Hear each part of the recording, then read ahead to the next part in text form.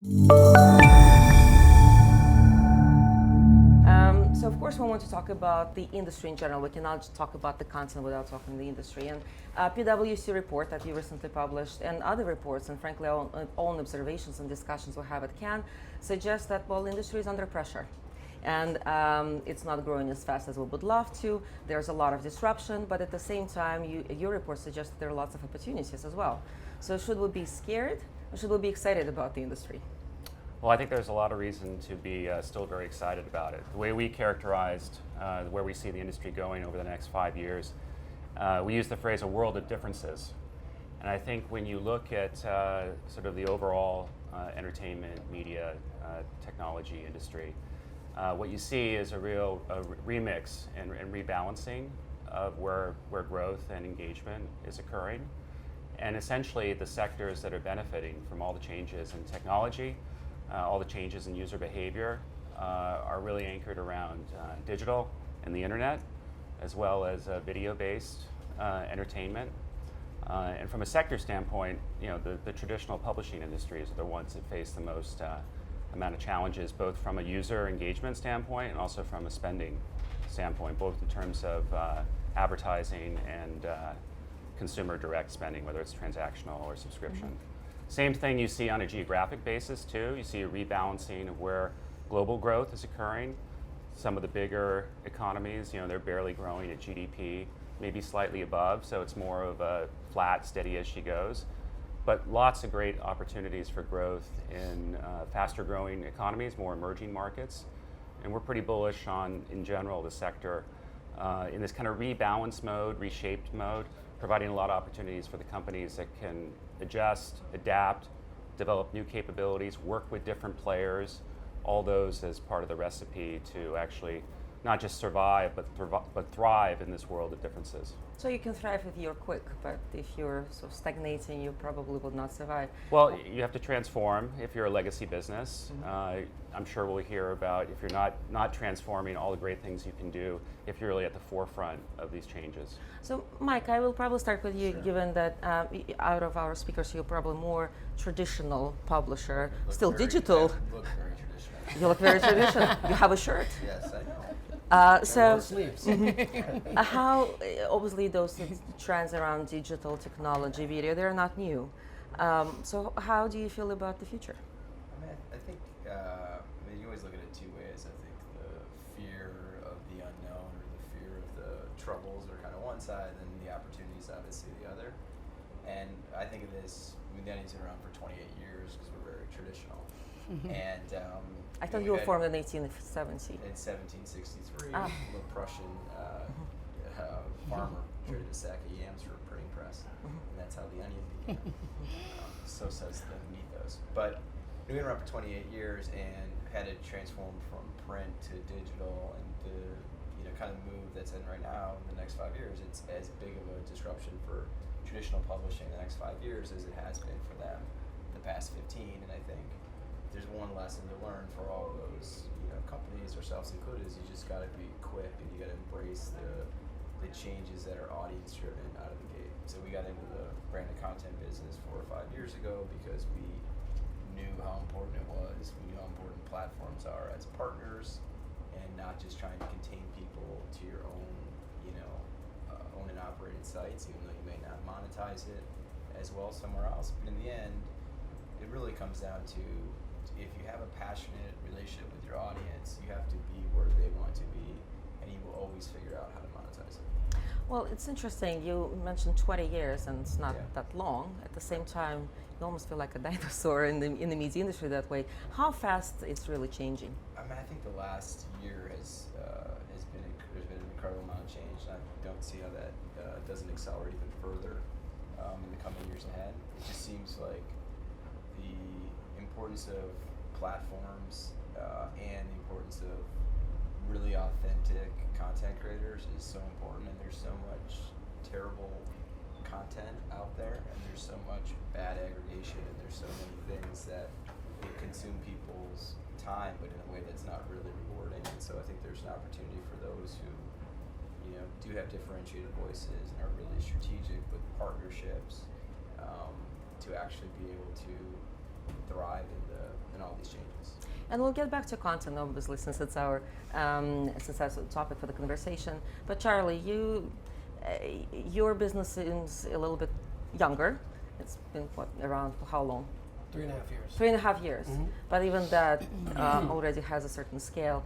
Sure. What's your take on innovation? How comfortable you feel in it? Well, I agree in general. Look, as somebody who's been on the monetization side of the business, I'm a perpetual optimist. So I think it's a very, very good time in general to be in this business. Although I do think it's very interesting if you listen to some of what the analysts are saying about, on an absolute basis, the pie may just be contracting a bit, in terms of there just not being as much money out there because the efficiencies are increasing, and at some point just some air is getting let out of the balloon. So folks are having to fight a little bit harder for the pie that remains.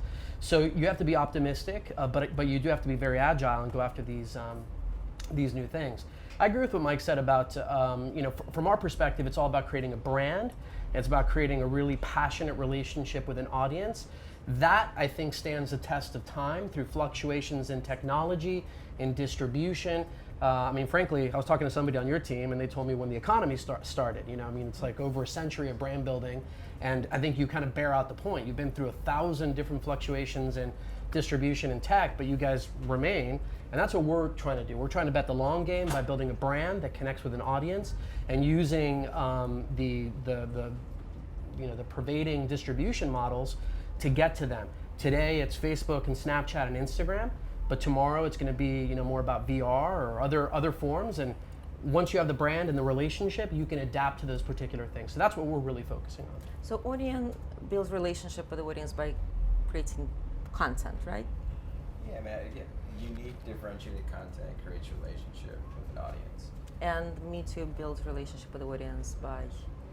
Same thing, by creating content and having a voice and going out into the ecosystem and having people that are attracted to that voice and want to share that voice and interact with that voice, and that just builds brand value for us over time. Marketers want to associate with that voice because it kind of cuts through the clutter, and that's what we're betting on. In particular, because of all of the friction that's in the system right now digitally, despite the fact that there's more budget every single day going into digital channels, there's a lot of concerns about viewability, there's a lot of concerns about ad blocking, there's a tremendous amount of concerns just about kind of verifying what actually is going on. And by virtue of that, we really believe that content is the principal way to monetize for the long term. Jennifer, Yes. Twitter does not produce content, so how do you build relationship with the audience? Yeah, so Twitter answers one question really well, and it's what's happening in the world right now. So you wake up in the morning and you go to Twitter, and that's essentially looking out your window. So I would say that it's the real-time nature of the platform and just bringing what's happening to one concise place. I would say that we're the bridge to a lot of information, a lot of content, right? From news to music to being that connection to pop culture. So it's essentially giving content creators, brands, celebrities, journalists, politicians, and consumers, the average consumer, a voice. So it's essentially providing a platform to allow for this freedom of speech, good or bad. And the way that I work with our partners, for example, just even in the entertainment space, is being able to provide a platform for them to be able to distribute content to get to audiences that are very hard to reach. So as we know, consumers are extremely fragmented. Everyone's on multiple devices, and there's endless options of where to consume. So if everything can come into one place, Twitter is that place for information. But what makes it unique to build that relationship, right? Because in the content, and maybe I'm slightly biased given that I'm coming from the content producing organization myself, but in the content you can have this unique voice that gives you that connection with the audience. When you provide the platform, and essentially you're giving the opportunity for others to express the voice. So what brings the audience back to that platform? So essentially great content and really live, not just video, but also live streaming. So we did a deal recently with the NFL, and it's going to be bringing live content. So if Twitter is this extremely useful platform where they get everything, they're coming back continuously throughout the day. We've done a really good job of taking the single tweet, stringing them together with the concept of even moments, which creates a story with a collection of tweets. So we have a team of curators who are helping to string together all of the tweets, because you come to Twitter, it might be hard to find the start and the finish of something that's happening. For example, when Kanye has a rant. And so if you can go to a single place with curation, it's essentially providing value to consumers to be coming to this one hub for information, and it's something that is so useful they can't live without it. That's So the you do connection not point. really create the content, but you package it in a way it becomes Correct. much more We are useful. not creating content. We are essentially bringing a ton of video and content into the platform by way of every voice, including brands and content creators. So, Chris, obviously very different models. Content production versus providing platform and owning the audience to some degree. Which one do you think will prevail in the future? Well, I think they both need each other.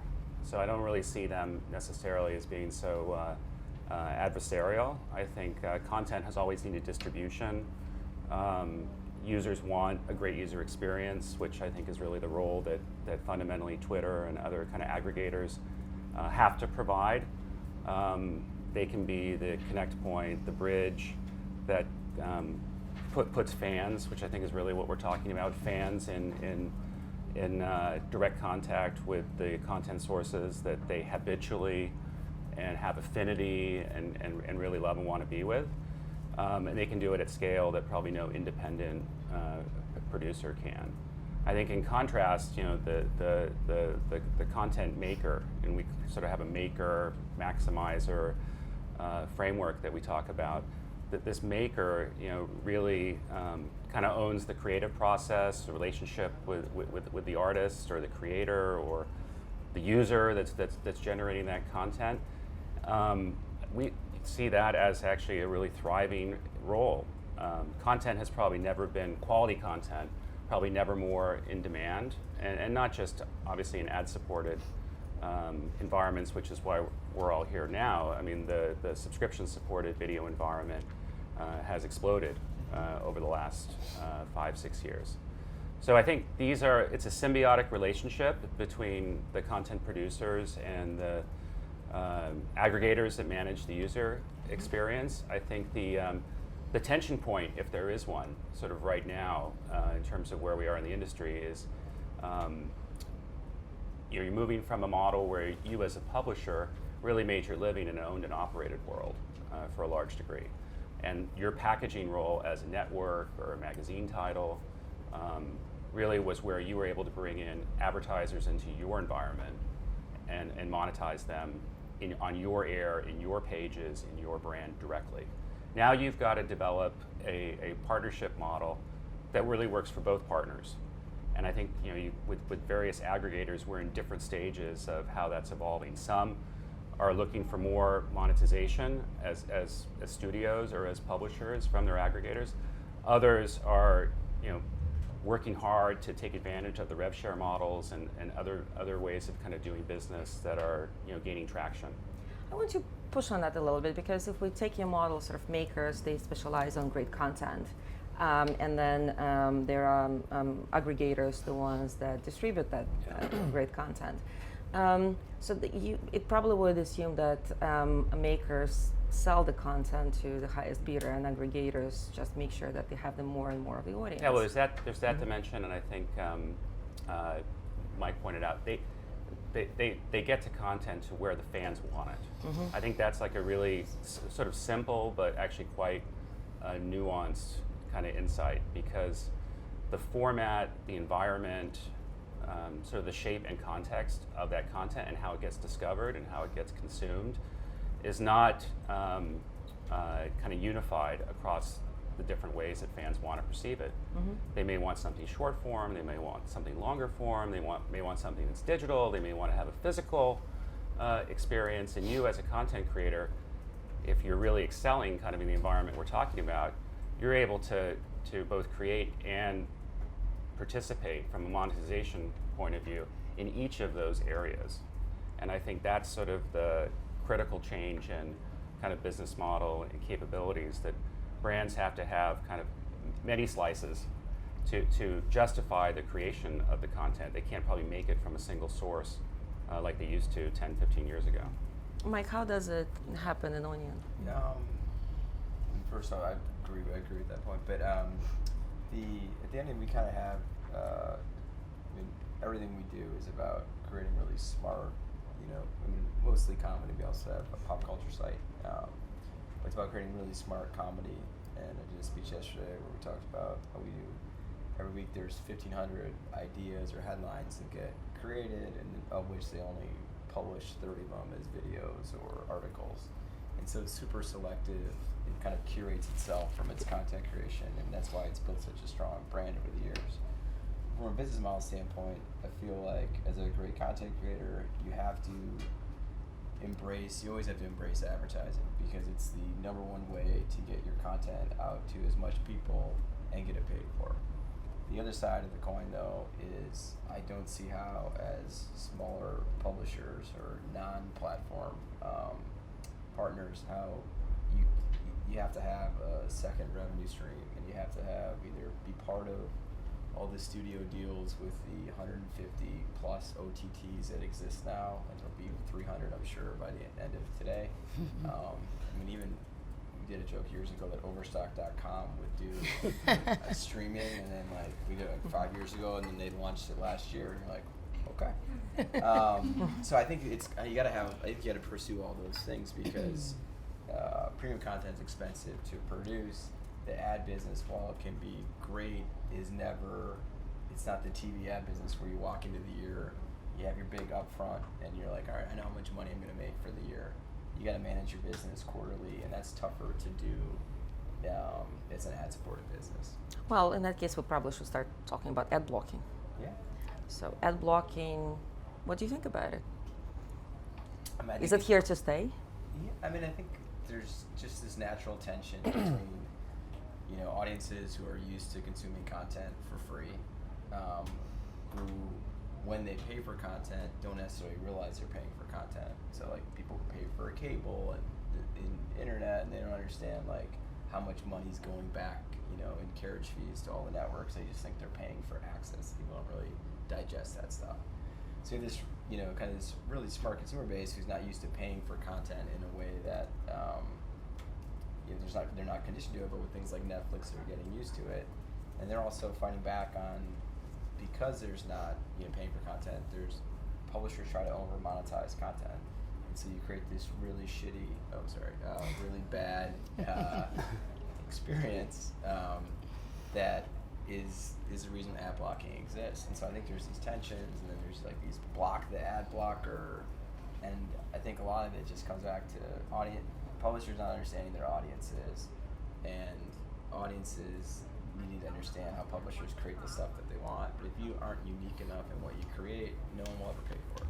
Well, you're saying it in a little bit generic way, so let's talk just about audience specifically. Sure. You create great content, you understand your audience, but you still rely on advertising probably as your primary revenue stream. So what are you going to do? We probably have 30 writers right now who write on television shows, who are Onion alum, who've grown up with us, we've trained them. They write on John Oliver, Colbert, name a comedy show. They write on it, whether it's late night or sitcoms. So we're building out entire, Onion Studios division that is focused on doing two things. One, selling long-form content to, obviously, traditional cable networks, because I'm a traditional guy. Also, all the OTT providers, just pure syndication play. But then dipping our toe in the water of, at what point will publishers need to have their own OTT service, and at what point can you make that differentiate? I think the challenge is, if you're not really specific in what you do, and you think it's just the key to it is having a big library, you're never going to be differentiated from Netflix. You're never going to have the money against them. And I think you've seen companies like CISO, who I think have a good idea, but haven't really been able to move the needle yet. So I think it's a space that's changing a lot. I personally know I got to have a foot in each camp, with the ad business and the work for hire consumer business, because in the end, you got to be connected to consumers if you want to be a successful content creator. Why not charge for content? Well, I think that's part of it. I think you get to the point, but I don't think you charge for everything. You charge for differentiated pieces. You also have, and I think this is true for a lot of digital publishers, is we have a 28-year history of conditioning people to not pay for content.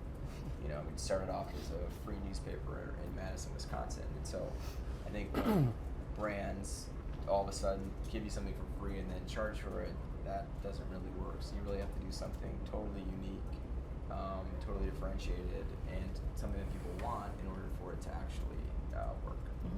Charlie, and for you, when I go to the website, although you mentioned that the way you connect with the audience, it's all about content, one of the first differentiators I see is about how many people you reach, which is staggering numbers. It's 76 million, I think, uniques a month, right?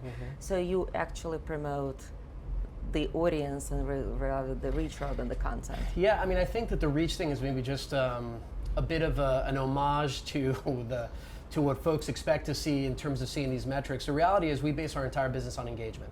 That's the core metric that we're going after. It's likes, it's comments, it's shares. Impressions, views, all that stuff can be manufactured. I think everything that we're seeing now in all the light that's being shed on programmatic, on all the frankly, to give it the right word, the fraud that's going on in the business, you can see that there's stuff that's just being moved around to make things deliver. There's a recent big publisher, I won't name it, that got a lot of scrutiny recently from their quarterly earnings because they had a line item in their budget that showed they were buying almost $1 billion in advertising to make these things deliver. So we just don't want to get into that world. Is it us? No, it's not you. You have that much money to buy impressions? Yeah, of course. I was going to say it's $1 billion. $1 billion. Oh, not a trillion. Zero. Okay. Right, not a trillion. That's right.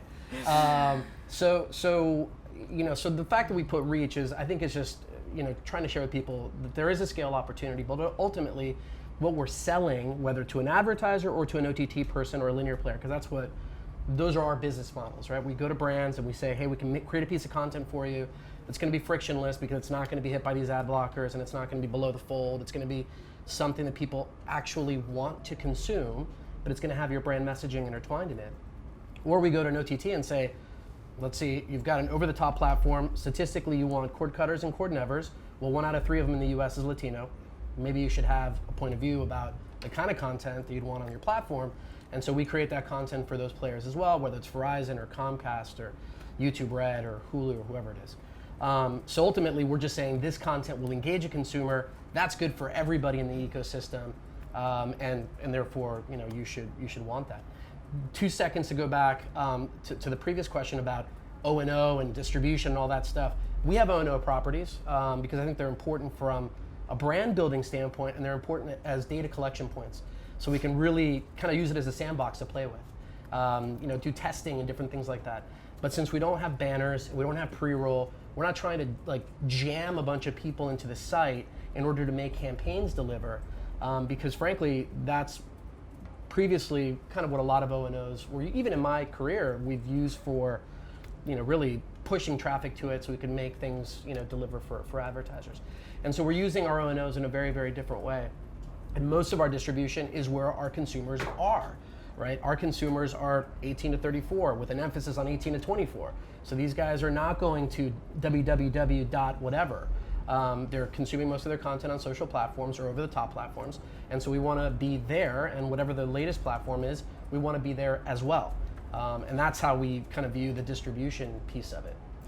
I want to press a little bit on this because based on PW research, it seems that, and Chris, correct me if I'm wrong, you suggest that in modern world you need to select what business model you play in. Are you a content maker? Are you a distributor? Now there's this sort of enigma mashup model where you can be both, but it's bloody hard. Yeah. And it's very difficult to be on both chairs, and if you if you stand in the middle of the road, you get squashed. Is there a danger for you to be in that middle of the road? I think if you're trying to be everything equally, absolutely there is. But I think that it's really a spectrum, and there's a bias as to where you find yourself on that spectrum. Since the moment we set out to create the company, we said we want to build a consumer brand. We want to make a brand that people love and that they want to be in touch with. That's it. And that means, though, in the world that we live in today, you have to do a lot of things and have a lot of capabilities. Some of our capabilities look very similar to what agencies have as capabilities. We can do strategy, we can do a media plan, we can do production, we can do all these different things, but that's not our core business. So we use those as ancillary ways to achieve our core objective. which is build a brand. Now, if we were trying to be all these things at the same level simultaneously, then yeah, I think that would be a very difficult thing to do. I think you have to have a core objective and chase that objective and use the other things that are out there as support for that, not as an end in itself. So do you compete with agencies?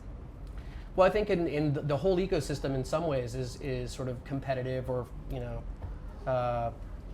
cooperative, whatever the term is. I think that the distinction is that, I think agencies stand at a bit of an arm's length and have an objectivity perhaps that's really helpful to their clients. Whereas, we have a point of view, it's a defined point of view, it's a brand, there are things that won't work with that brand. I think agencies have more flexibility with respect to that. But from a capability standpoint, we have a lot of the same capabilities that agencies would have. So Jennifer, obviously they own the content. It's a little bit of a Netflix dilemma, right? They own the content. And is there a danger that they say, we're not going to share because we also want to make sure that we do have this access to the audience, and clearly Me Too has a lot of access to the audience. Is there a danger for the social networks, especially the social networks like LinkedIn and Twitter that do provide the platform for content, that at some point they will be out of that system, out of that ecosystem? No, I mean, I believe that those who own content should also be distributing, like we've talked about for the last half hour, which is if you want to reach an audience, you need to go where the consumers go, and it's fragmented and they're everywhere. It's just a fact. So even looking at OTT providers like an HBO Now and Starz and FX, et cetera, Comedy Central, we work with all of them, and they're all trying to gain subscribers from our platform, and they're also teasing with a ton of content. So even when you look at our Amplify Content Partnership Program, we have hundreds of content partners who 100% have either a revenue model on their back end, so think even like a Viacom, and when they have all their properties and they're bringing brands in, advertising revenue in, and content there, they're still distributing. They're working with Snapchat, they're working with Twitter. So they're thinking about reaching audiences outside of just wherever they have innately been consumed. And we work with all of the TV networks. Think about the powerful relationship with Twitter, between Twitter and television. It's essential, and TV makes us stronger, and Twitter makes television a more enjoyable experience, because just like the NFL coming live stream to Twitter, you're going to be able to not only consume, whether it's on a device that's handheld or on the big screen in your living room, but you're also going to be able to join the conversation. So I think that what's critical is for content to come to platforms such as Twitter. But is it more nice to have for television, or for example for Me Too, that there's Twitter and there's yet another way for them to reach their audience if they have that audience anyway, rather than absolutely have to have? With Amplify on Twitter, they're monetizing and creating a new revenue stream to also get to that same audience, just on a different platform. So I think those who are going to limit where their content will exist will not succeed in the future. And full disclosure, we actually are Amplify partners, and so I agree with that. Having said that, though, we've had a sequencing strategy. We know all of these platforms are important, but you can't start everywhere. Or at least that's what we found, because you kind of end up having, it's like the greatest restaurant with the best food, but you've got one waiter in a full house. It's like everyone's going to be disappointed, even though everything is really good, right? And that's how we've taken it. So we started with Facebook, then we moved to Snapchat, then Instagram, and yes, we've been somewhat active on Twitter from a content perspective, but we've really leaned hard into particular ones and kind of gotten the ember burning really hot before we moved on to something else. That's the approach that we've taken. Yeah, and I think with content in general, whether it's sequencing, time windowing, whether it's creating just a different piece of content that stems from that same franchise or television show, you're right, it's all about what is the content. So what you watch on air on linear will be different than what is going to be provided to Twitter to get to audiences, and it's access. So people on Twitter want access to those that they have interest in. It's not just about who you know, it's who you want to know and who you want to be exposed to. So I think for content creators to give that tease of information, whether it's an exclusive clip or just a different clip, all things video are coming to Twitter. So if you look in your timeline, there's so much video now. So that's why we are making big bets and investment in video and live video. Well, Chris, sounds like everybody is in a very happy place. And hot. Yeah, they're all on Happy Island. Yeah. They're all very, very happy. Yeah. So, what's your report about? It was a very, very long report. I spent about half an hour reading it. So, what's the danger really? Seriously, every different traditional publishers and more sort of, young publishers and platforms all develop their own way of dealing with the situation. What's the worry? Well, I would come back to where we started around this world of differences, and you look at really where the growth is. And we talked about it being principally in digital, a lot around mobile in particular, and also all the discussion we've been having about video entertainment and the mix of ad-supported and OTT or subscription growth that's occurring there. I think one of the dynamics kind of behind what we've just been talking about is there is all this fragmentation, but there's also a lot of concentration. So, in the pay TV world, you would say, well, we might have like hundreds of channels, but most users spend the vast majority of their time with 15 or less networks. In mobile, it's actually not that different. There may be thousands of apps. You may have 40, 45 on your phone. You probably use 15 or less. And to be a publisher, to kind of break into that first 15 that people are really going to use on a regular basis, I think that's where businesses like Twitter, Snapchat, Facebook, Instagram, etc., they become vital to providing that link to the fans to get them more back into the publisher's content than they would be otherwise. Because they're really not going to spread their time, particularly as it moves more, I think, to the mobile device, across so many brands. Yes, the hardcore fans, which are an important part of The Onion or Me Too, they'll have that app or the equivalent, on their homepage.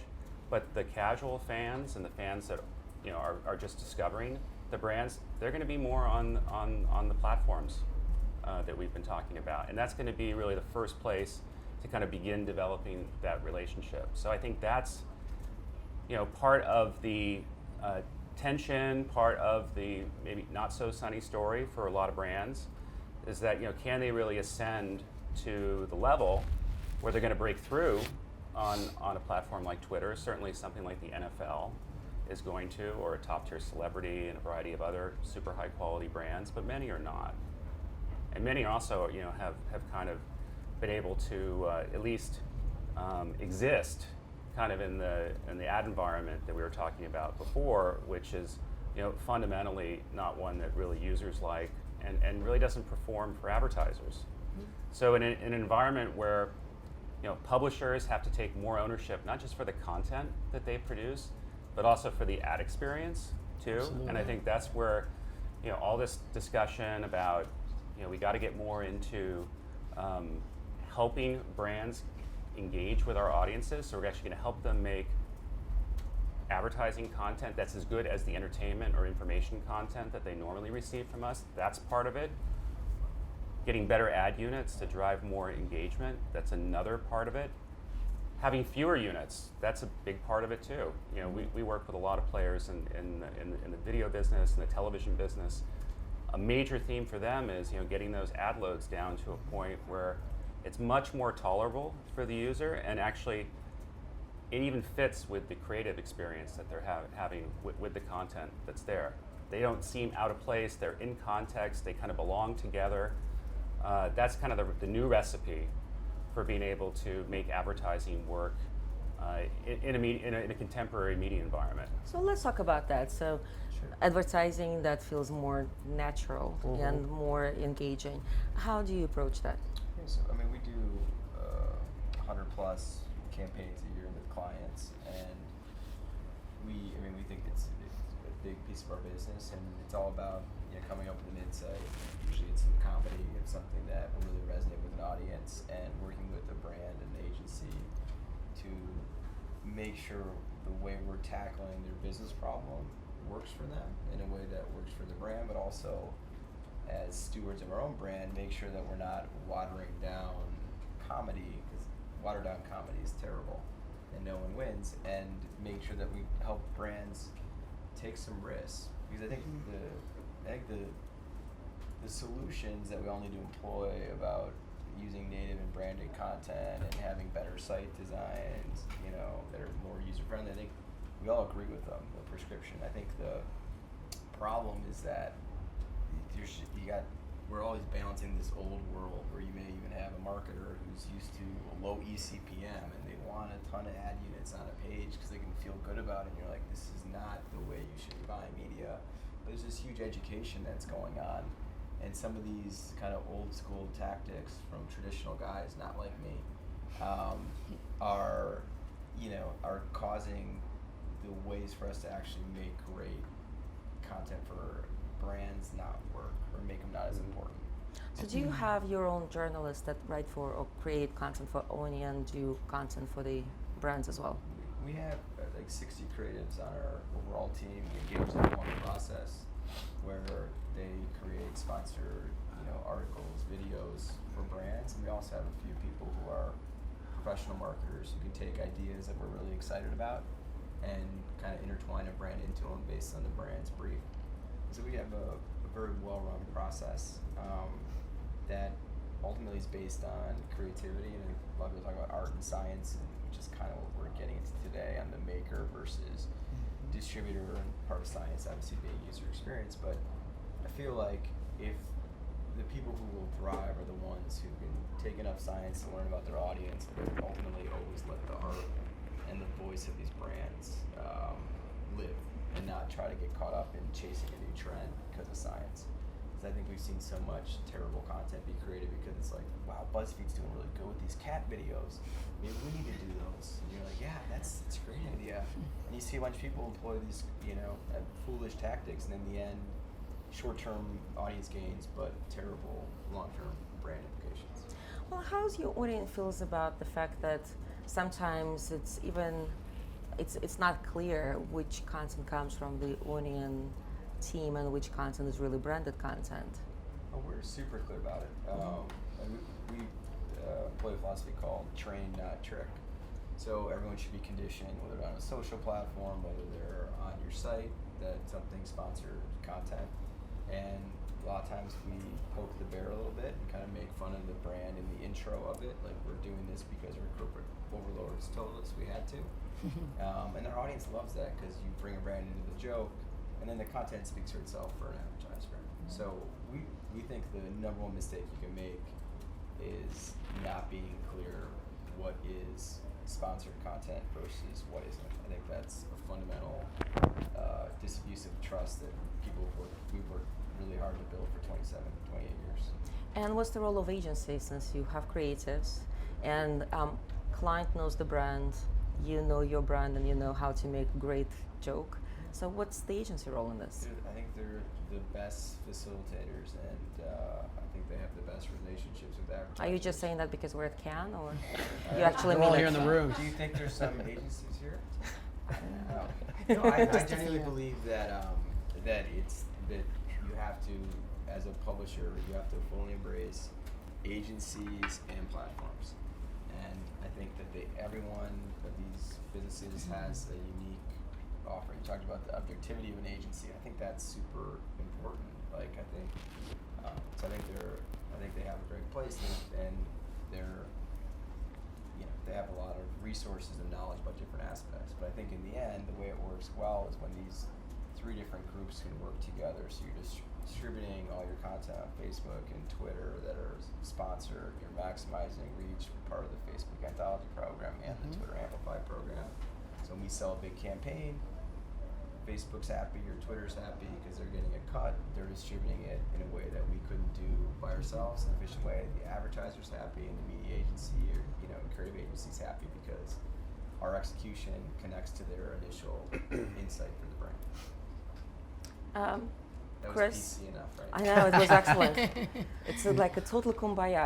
I think it's a weather. It's 29 degrees Celsius. Chris, does it work the same? We have a wholly Also separate. happy family? Well, it's a happy family in the sense that we have, we keep it happy by having a very dedicated and separate team that works with the content for the brands. It's a branded studio. Actually, it's headed by an Ogilvy alum. So sorry and thank you for that.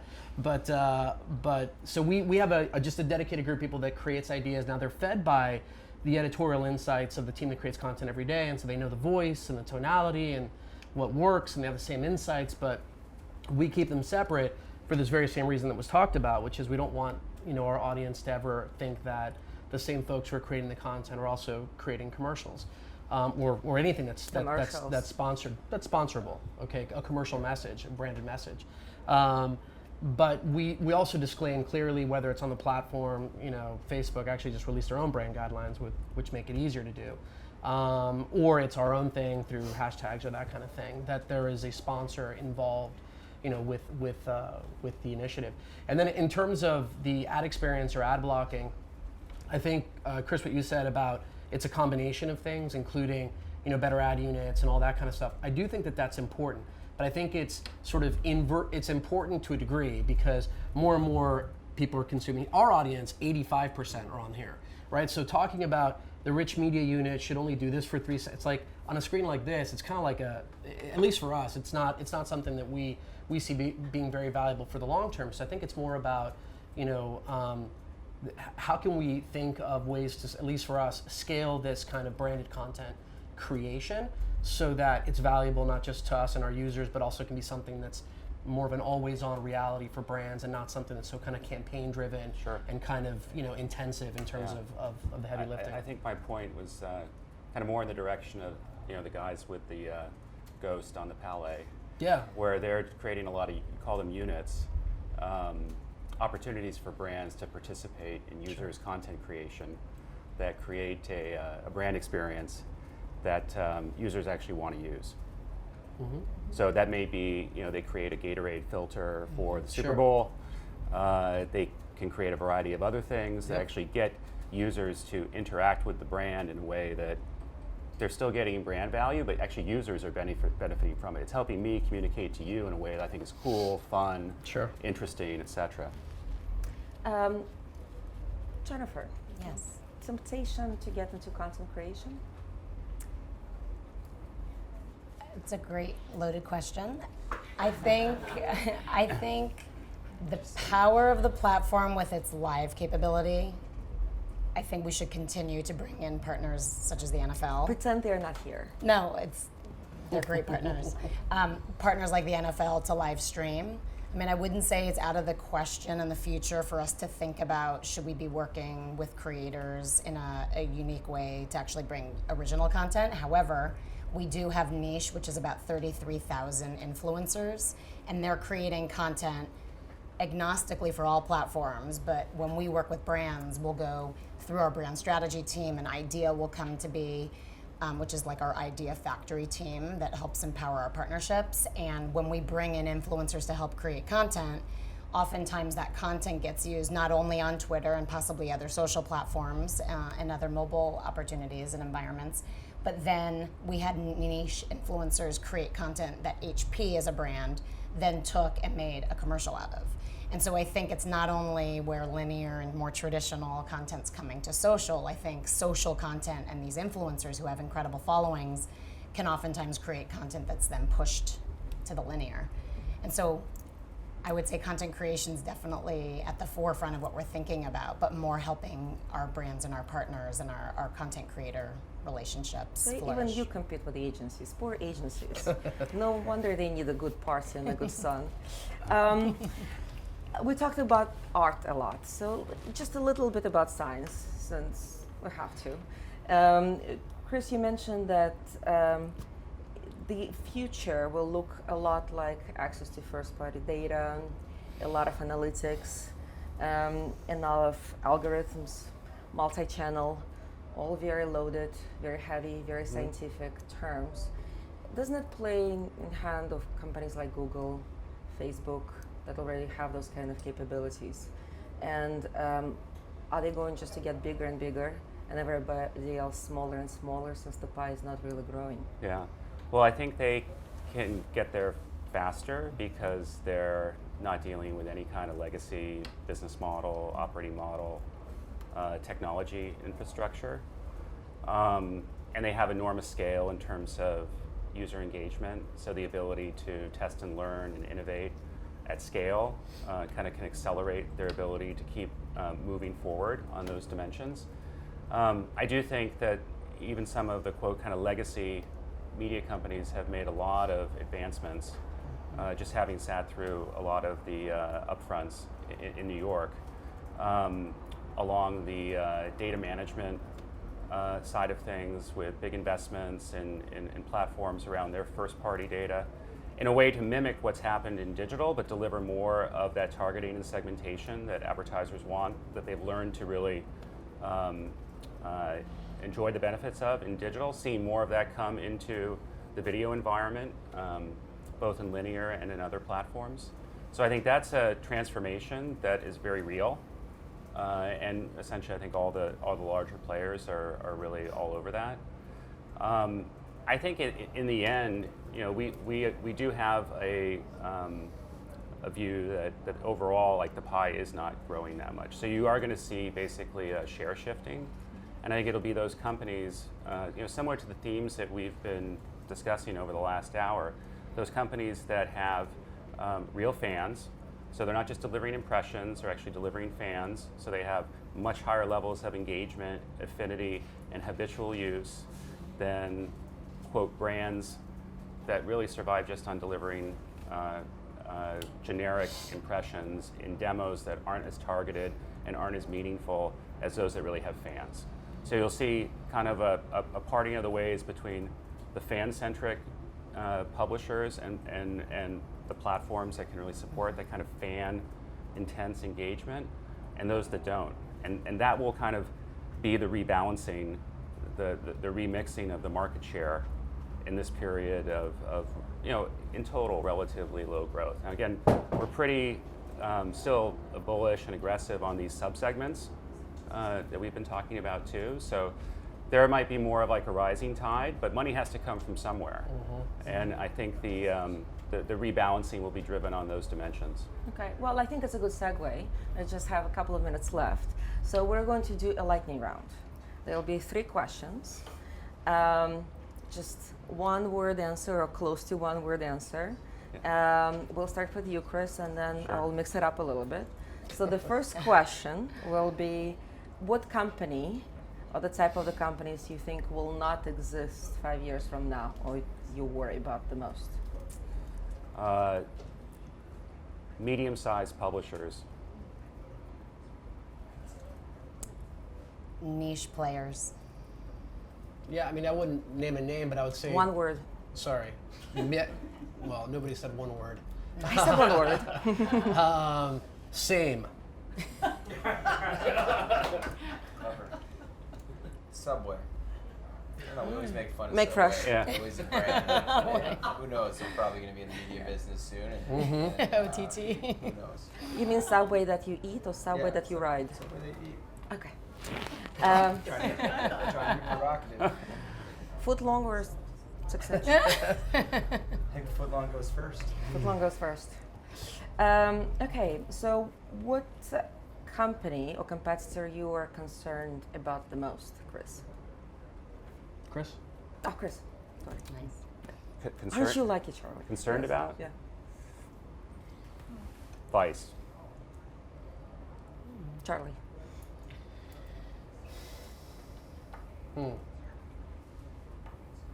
Yeah, honestly, I'm not concerned. One word. No one. Trying to think of another fast food restaurant. Burger King. It's 2 words. McDonald's, right? No, I mean, I Big think Mac or Happy Meal? Happy Meal will Star live Wars? forever, but it gets spun off in a acid sale. Jennifer? Subway. You guys are tough. Tough crowd. Okay. Sorry, we just added a little levity, that's all. Totally. Especially when it's so hot here. It's pretty hot. All the Yeah. tension. Well, now let's try levity for this one. So what disruption you're the most concerned about in the next 5 years, Jennifer? I'm excited. One word. VR. That How you many can words? say. Yeah. That you can but say. in not sentence. concerned. Excited is one word, and hashtag VR. VR. Yeah. I'd say the same. VR, I think. Took my answer. Absolutely. I think the pay TV bundle, the uncertainty around the pay TV bundle, I think whether that actually does get disrupted would have enormous impact on the video ecosystem. So since you guys are all excited about VR, somebody explain to me why VR? Well, I just think, like, from our perspective, it's another one of these incredible. Now, this is a wholly new platform. I heard one of the analysts say, if Facebook isn't a platform, it's a site. A platform is a mobile phone or like a desktop. But this is a true new platform, new ways to create content, 10 billion new applications. So if you're creating content and connecting with people, you think about it and think about what it could mean for you in the future. It's a big area of innovation. And we're thinking about it right now. Again, back to the sequencing strategy.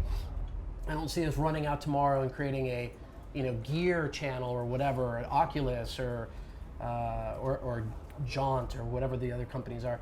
But we're definitely looking at it and trying to understand how we can relate to our consumer in a place where they're increasingly going to be spending more time.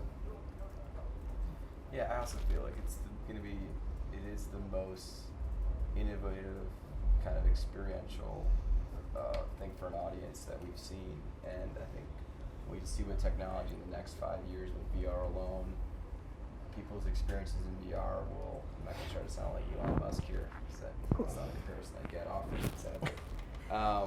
But I think you're just going to see these surreal experiences that start replacing other behavior people have when they used to go take a trip. They're not going to do certain things through VR. I mean, you're going to see people change their behavior over time. Yeah, I would say a lot of the same when we think about engagement, which we've talked a lot about, and it's so important, or just connecting with consumers in a more either playful, unique, or experiential way. I think it's going to blow up what content creation means and provide just a whole new creative palette for what's possible. I don't think it'll appeal to everyone, right, for many years, but I think I have children who are 5 and 7. I think they're going to be like VR all day long. Mm-hmm. So I just think the educational side is like a tremendous Oh yes, think of that. opportunity. Exactly. Well, The you've next been an wave. amazing panel. Thank you so much, and you've been an amazing audience. Extra props for endurance. So, thank you. Thank you.